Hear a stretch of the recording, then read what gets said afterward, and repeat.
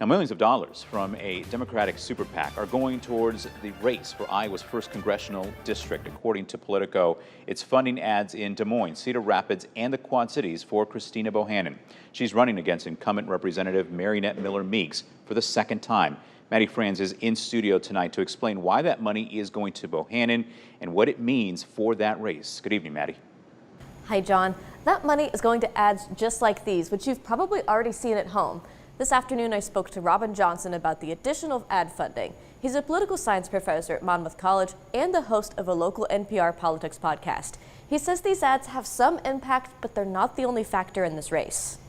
If you live in Iowa, you've likely seen ads for Christina Bohannan and Miller-Meeks. It's a rematch between two candidates who have held elective office. Bohannan lost the race for a seat in Congress to Miller-Meeks in 2022. I think the main difference this time is that this race is going to take place in a presidential election year where the turnout is going to be a lot higher than it was in 2022. Robin Johnson is a political science professor at Monmouth College. He says a recent boost in polling for Bohannan is probably thanks to Vice President Kamala Harris starting her campaign. Higher voter turnout benefits down-ballot candidates like Bohannan. There's been a lot more excitement and energy on the Democratic side. Bohannan also got a boost in ad money. The House Majority PAC took out $2.3 million worth. Johnson says that's because Democrats would only need to flip 5 seats to secure a majority in the U.S. House. The bottom line is that there's just not that many competitive districts in our country. He says the funding is based on internal polling by the Democratic Party. The increased funding signals more confidence in Bohannan, and the race will likely draw Republican dollars too. It's going to be like an arms race where